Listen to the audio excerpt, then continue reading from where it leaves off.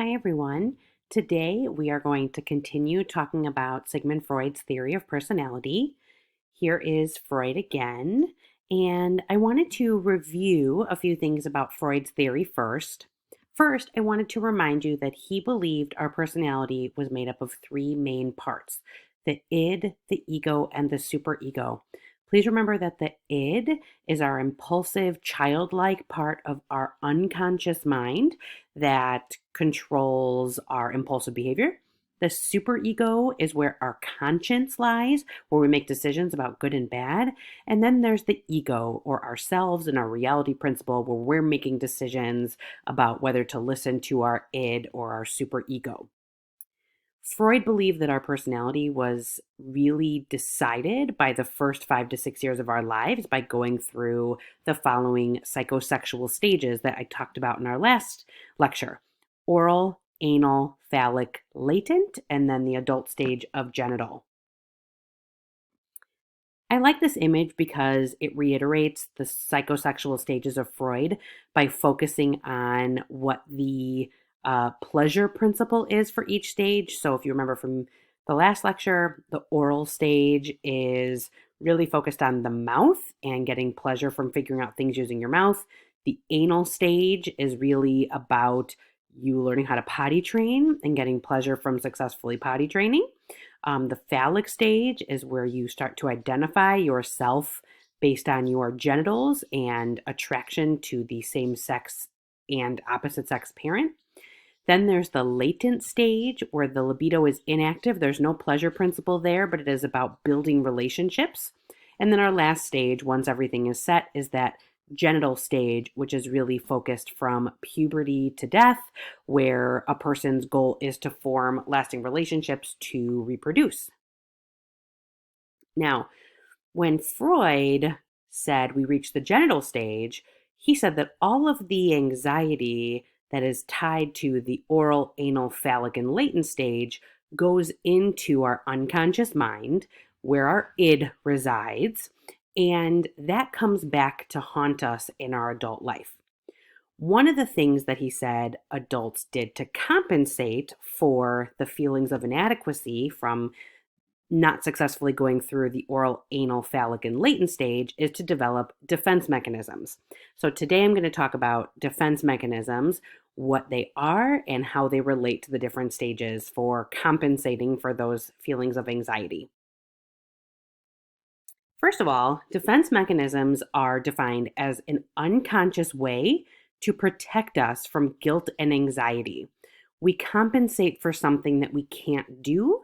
We have some kind of fear or anxiety or a wish of something we want to happen, but it can't be fulfilled because something goes wrong. Either it's taboo in our society and it's not accepted, or there's fear of retaliation because we failed at something. We're afraid we're going to get in trouble or there's going to be ramifications for our actions. So defense mechanisms put up some kind of barrier to protect us from the consequences of our actions. So the first defense mechanism, according to Freud, was repression. Repression is unconsciously forgetting something. So not intentionally, but our brain protects us by forgetting something. We've talked about this before in memory about how when we experience something traumatic, our brain can repress that memory into our long-term memory and make it so it's not retrievable at all, or it can only be retrieved after a certain degree of healing and change has happened in your life. So repression is we don't intentionally forget something, but we do forget it, and it goes into our unconscious mind because to remember it would cause pain. We're not conscious of repression, as I said, and the idea is to push away the anxiety because if you can't remember what happened, it's easier for us to forget it. So, Freud used the phallic stage as an example of something he called infantile amnesia. And he said the reason that we don't remember our childhood before about kindergarten age, sometime between the age of 3 and 5, is because we don't want to remember lusting after our parents in a sexual manner because that would be embarrassing and shameful.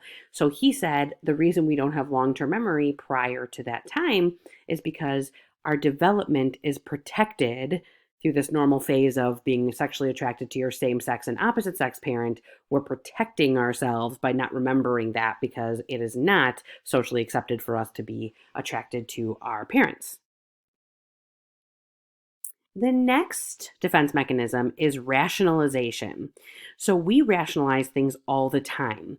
This example here is you apply to go to a college and you don't get in. You get a rejection letter. And so you might say, to rationalize, you might say, I didn't really want to go there anyway, or it would have been too expensive. The other choice was offering me more money. So we make it an explanation for why something isn't the best fit.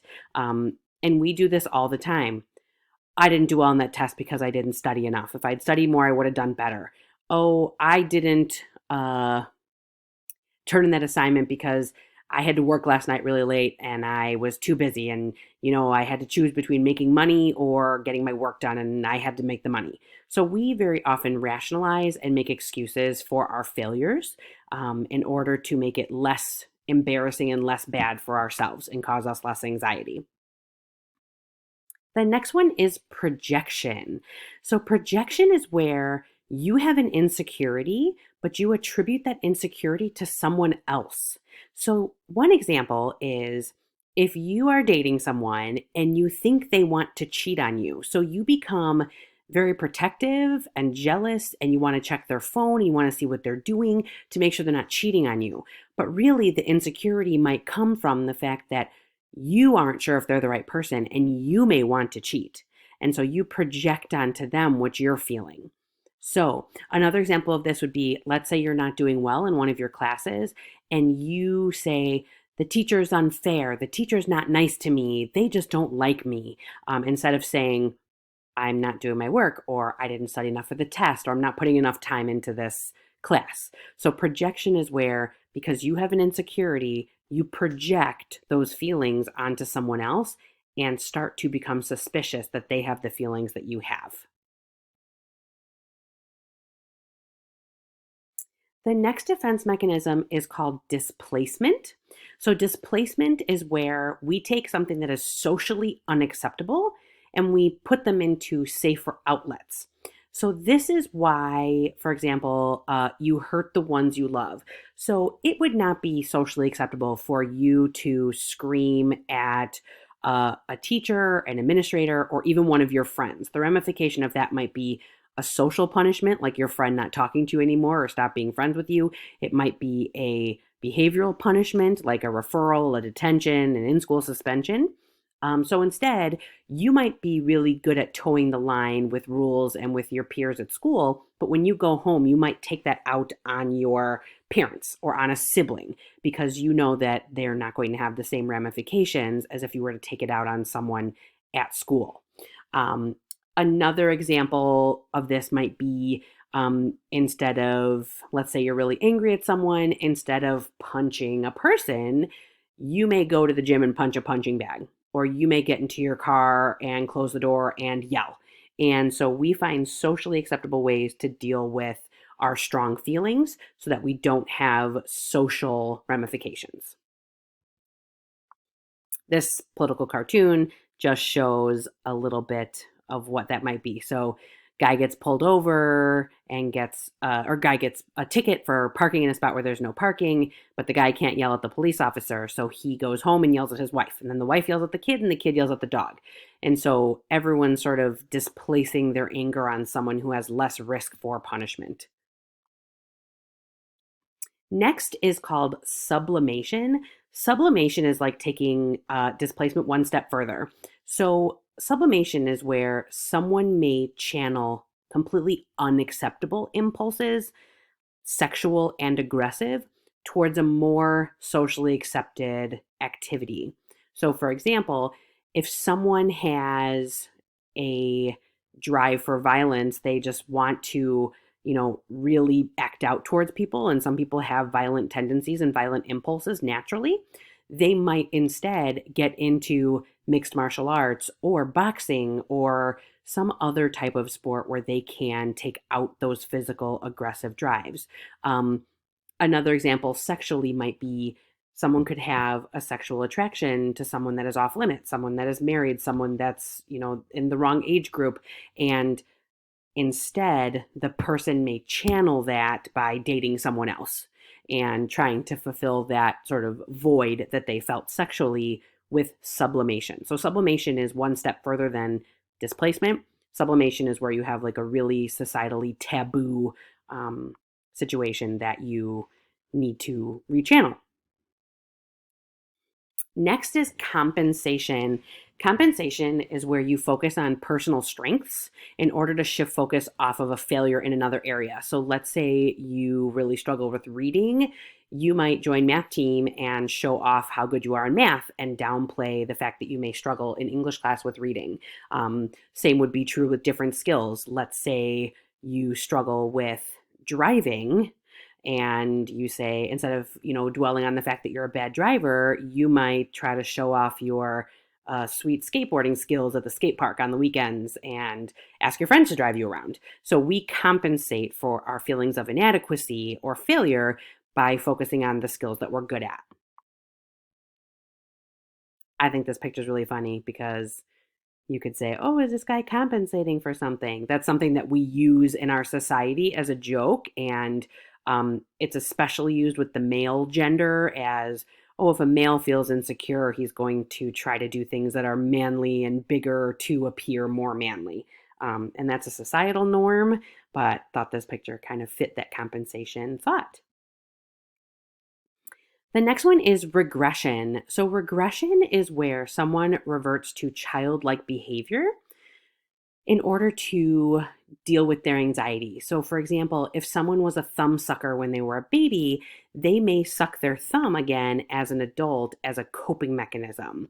Or if someone is not getting their way and they're really frustrated and anxious, they may throw a tantrum where they throw something, even though they're an adult, and really it's not appropriate for an adult to throw a tantrum. So regression is where you have childlike behavior, you let that id get the best of you, and that's how you get your way or how you get your point across when you feel like you can't get it across another way. Next is denial. So, denial is where we don't accept what has happened because it causes emotional pain. So, for example, if someone is in a relationship and someone breaks up with them, the person may hold on to the good times. They may talk about positive things. They may talk about if they were to get back together, if they were meant to be. They're going to have holding on to that relationship and being in denial, because being in denial of the relationship ending is easier than dealing with the pain that the breakup might cause. So sometimes we're in denial of what happened because of that emotional pain.